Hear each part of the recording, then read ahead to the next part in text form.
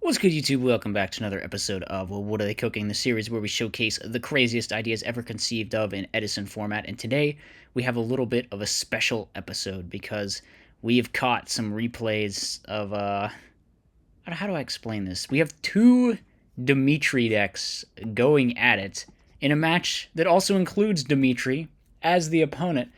So as we know, DMITRI, very prolific deck builder in Edison format player. Won Ribbit Rulers last year. Legendary dude. So the decks we're having featured here are DMITRI is playing his Amarillis build with like Miracle Fertilizer and Hand Destruction, and it also plays like some pretty crazy technology like Shield Warrior and stuff that you're going to see.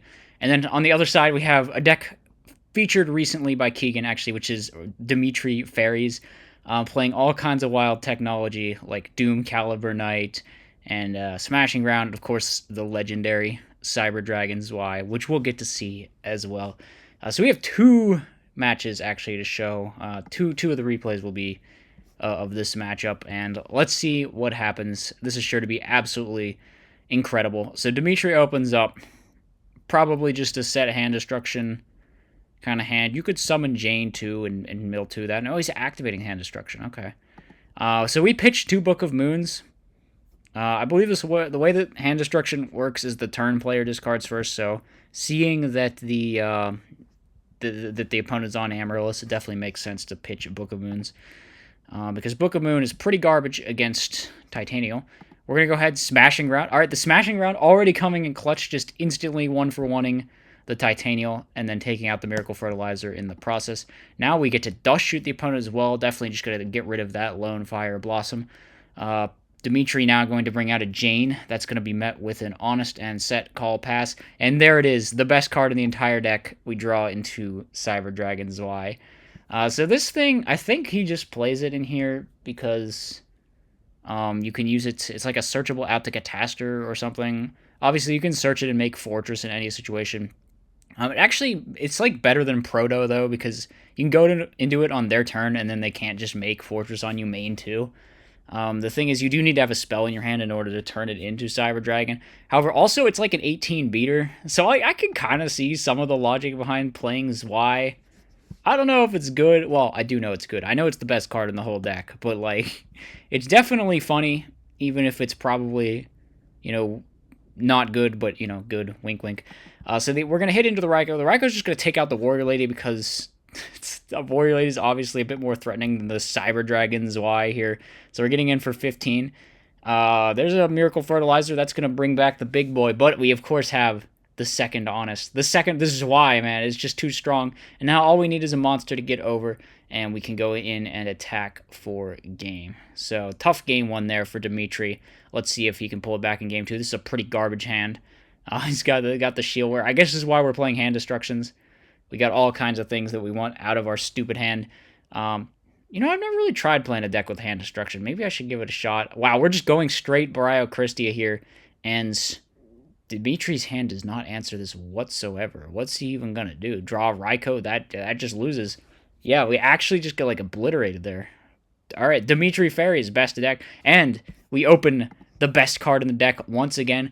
DMITRI, his Amaryllis build is also on Recharge, apparently.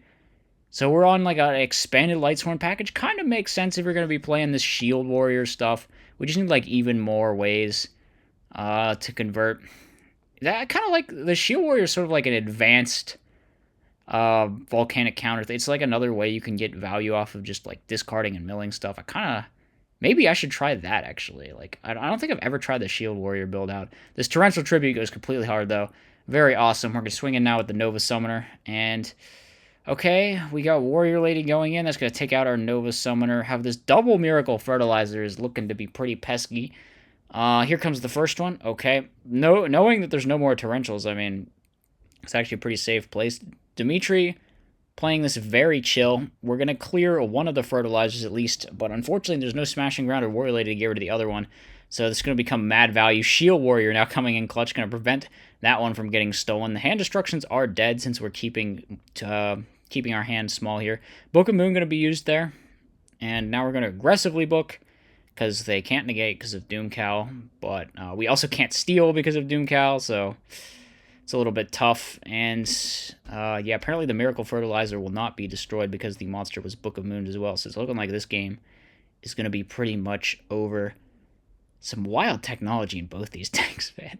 Like, the Smashing Grounds are actually pretty good here for the fairy version. Obviously, triple Book of Moon is garbage and should be sided out every time into the Amarillis matchup. But the Smashing Grounds and the triple Warrior Ladies are helpful in this matchup.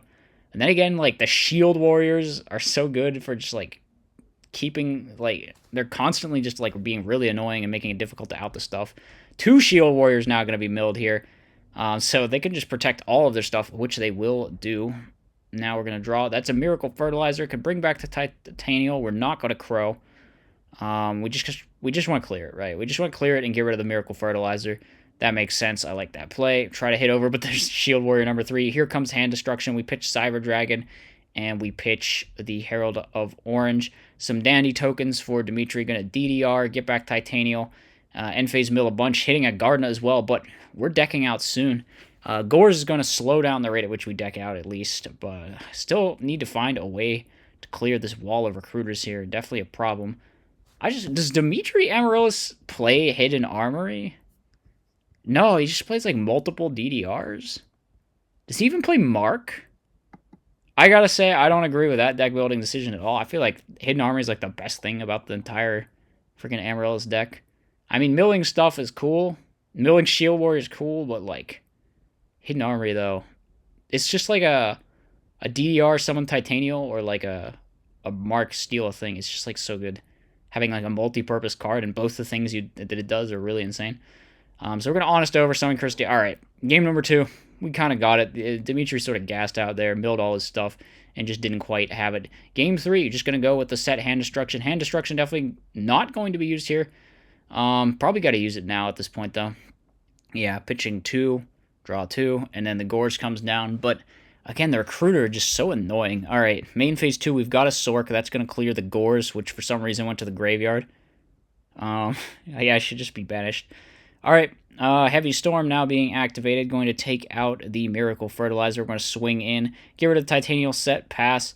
The set is just going to eat a Lila. This is not great for us. End phase mill 3. Mills a Shield Warrior. The Shield Warrior looks like incredible, actually. I really got to try this. I got to try Shield Warrior.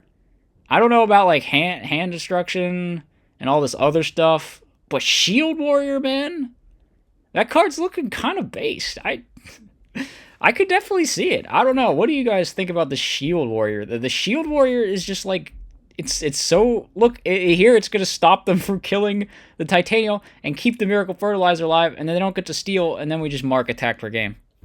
Wow. Shield Warrior MVP, dude. This card is awesome. I maybe gotta test this out. I never actually played the Shield Warrior. I thought it was just like a meme, but you know what? I'm kind of sold on it too. I'm kind of sold on this. I think the DMITRI Fairy build is also quite good. Each deck won a match, right? So, you know, I'm a big respecter of DMITRI, and I like both of these builds he cooked up. So I thought this was a legendary match between both of his builds here.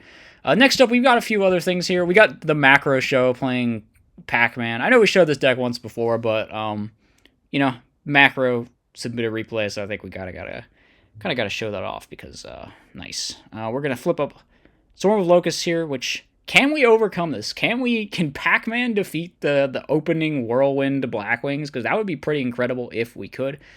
I don't know why they're stacking onto the... Should probably just to try to attack both of their guys because it's Pac-Man.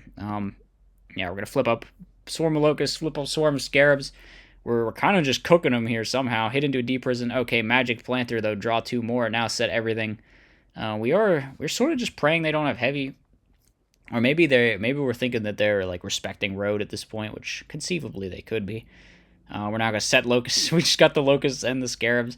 The Dad gonna unfortunately eat a Fiendish Chain. It would have gone pretty hard, but nope. And it's hard to see how we're losing the game from this point. I mean, I guess we can't really get pluses since they're not putting things on the board and we don't have the Camel at the moment. But opponent's got to find something. They need a Storm. Nope. Kalut's not going to do it. Kaluta's just not going to do it. So post-board, there should be a lot of annoying things for us. There should be deck devs. There should be dust tornadoes. There should be kind of just like a lot. Then we get completely owned by it. Let's see what happens. We're gonna eat a dust shoot. That takes away Breaker. Kind of rough, but I don't know. We're straight summoning Breaker even gonna work there? I guess no. It would have just gotten skill drained. Okay. End phase Icarus now gonna be used. We summon out the Gale. Get the value straight to the hand. So this one is looking a bit rough. This one's looking a bit rough. We try to set the Fiendish Chain. Doesn't Dust Tornado that. Just going to summon the value and start swinging. Fiendish being used now. Alright, so we're saving the Dust Tornado to take out Fiendish, but we have another one. Okay. Now we're going to go draw 2 cards here. Summon out our Gale, have their Gale, try to hit over their Gale. They actually don't flip up the skill drain at that point. I don't know, skill draining there would have been fine. We try to Judgment to summon the Shura, and they Judgment us back, and we're like, okay, well, we've lost this one, which, you know, I get that. I feel that makes sense. They summon out the Bora. Swing in, we got the D-Prison. Very nice. Setting more. Yeah. This is of course the same Pac-Man build as before with the magic planters and like limit reverses and a little bit Floodgate lighter. I don't know if I believe in any version of Pac-Man, but I kind of like this one better than some of the other previous things we've seen on the channel. Which I don't know how often have I actually showed this deck? Maybe a couple times. We showed like the clown control deck, but that's kind of a different thing, right? That's like playing Blade Rabbit and Dream Clown. Does that count as different? I mean, it's like very similar, but whatever. It's different. It's different, guys. It's got a whole different name. It's called Clown Control. So we're in a pretty good spot this game. Okay, Gale's a good draw for them. It can hit over our Breaker, and then we hit in. We're just crashing. Okay, we have Dad. Yeah, this version's also playing the zombie stuff. I swear it was like a different guy that had a version was playing the Goblin Zombie, which of course lets you get to the Des Lakuta. Dark Arm Dragon going to be nice. However, there's a skill drain, but Khalud doesn't get over this, so we're just going down super low, and now we actually die to limit reverse, summon Sangan, attack directly for game. So I guess this is like zombie Pac-Man with Magic Planter. Who actually was behind cooking this up? Is this the Macro Show's deck that someone else was playing, or I don't know. I don't know what the story behind this build is, but we definitely saw like this exact thing before, right? Like with the Goblin Zombie and the Magic Planter. Yeah, I don't know. Cool one though from the Macro Show. Final replay we have is Alien Rescue Cat Synchro. I don't know. Let's see what it does. So we're gonna start off leading out with the set Raikou here. Kind of makes sense into the back row. We just get to take one out for free in the damage step. Summon out Sidra, swing over. That's going to work. All right. Kind of crazy that walks, but okay. We go Stardust, set Fiendish. Stardust, set Fiendish is a pretty strong board. Going to be hard for them to answer that. Well, scratch that. They have Dimensional Prison, and then they Typhoon or Fiendish. So easy for them to answer that, actually. They just summon Shura, summon Bora, get attacking. Not wanting to just randomly Minecon a set monster when you don't have a tuner kind of makes sense. They could have Mineconned our Raikou there and flipped it up. I know I talked about this before, I think, but I'm pretty sure that's actually, weirdly enough, a legal play. But you'll have to... I already mentioned this once before. You'll have to look that up for yourself. It is very odd that like your opponent can switch the Raikou the turn at some, but just like you can't. So strange. So strange. Rulings are odd. I don't know if I didn't actually read the comment section on the last one or like where I talked about that, but I'm pretty sure that's the way it works. It is very odd. Maybe someone corrected me and I'm actually spreading misinformation though, so I apologize if that's the case. So we're going to swing into the Gores, swing over their token, or crash into the token. Here comes the Blizzard. The set for the Blackwing player is just stupid, useless Starlight Road, which should not be in their deck. Just play Legacy of Yada, my guy. I'm not even a huge Legacy of Yada fan, to be honest, but it's way better than freaking Starlight Road. Alright, end phase Geki Break. I think I'm at the point at Starlight Road where I just think it's like a pretty bad like cope card for bad decks. That's basically what I think it's for. I do not think anyone should be putting that in their deck. It's just bad the majority of the time. I know I've done enough rants against Starlight Road. Actually, I can probably stop, but we're just drawing a bunch of cards. Our set is like an alien dog or something. Okay, we're going to Fiendish the Goyo. Now our poor alien dog is dead. Actually, why are we playing... Oh, alien dog is this a rescue cat target? No, it's a reptile. They're just all... Actually, what is going on with this deck? Why are we playing alien Synchro Cat? What is the synergy? I gotta figure it out. What is like the... What are we doing here? We're gonna Geki break. Try to stay alive. Okay, we got a maybe it's just like... No, I don't know. I actually don't know what this guy is up to with Alien Rescue Cat. Is it just... Are we just playing them together for fun? Like, what is... Okay, we Geki break. That takes out the Whirlwind. Then they swing in. I don't even know if we should have Geki braked there. Because we could just Raikou take out the Whirlwind. I guess now we Raikou take out a monster. And then hope there's no Kalute and try to rip a card. Which works out. We can make like a Stardust and then set Oppression. Or we could just leave our Android and set Oppression. Stardust set Oppression seems pretty strong, which is what we're going to do. Because then they can't Typhoon it before they make a play. And they're going to try to summon the Blizzard. The Blizzard's just going to eat a Royal Oppression. We're going to swing in here with the Card Trooper. And we're just going to keep swinging with the Card Trooper. We were traumatized by that Deep Prison from last time, so we're like not attacking into it with our Stardust to make sense. And moving on to game number 3. So we're hitting him with a Shock Trooper here. I guess we're just playing like a bunch of continuous cards and aliens, and the cat is in there somehow. I'm really not sure what the like game plan between putting aliens and Rescue Cat together is in here. I mean, it's cool, don't get me wrong. It's definitely like you get points for being based. I'll give you that. We're going to Avarice, put them all back. Draw 2 more. Unfortunately, 2 of our Air Emblems ate a bottomless. So it's kind of... Do we play the 3rd one? I hope we got the 3rd one. Cold Wave here. Monk. Okay, we must have the 3rd one or we wouldn't be doing this. So we do indeed have the 3rd one. We Mistworm the back row? So that they don't have the back row for... They just like can't do anything? Did we just miss lethal? We could have just summoned Hamster, bro.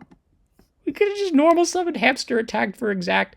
Okay, they concede anyway, but like, what was this match actually? All right, well, the alien Synchro Cat guys, I don't know. I don't know what's going on here. Wild duel. We could have just killed them. This was so odd. What a weird sequence of like Mistworm, and then we don't summon the... Okay, whatever. I'm over it. It was definitely something. So, okay. That's the last replay. I hope you guys enjoyed. Let me know what you thought in the comments. I'll see you next time.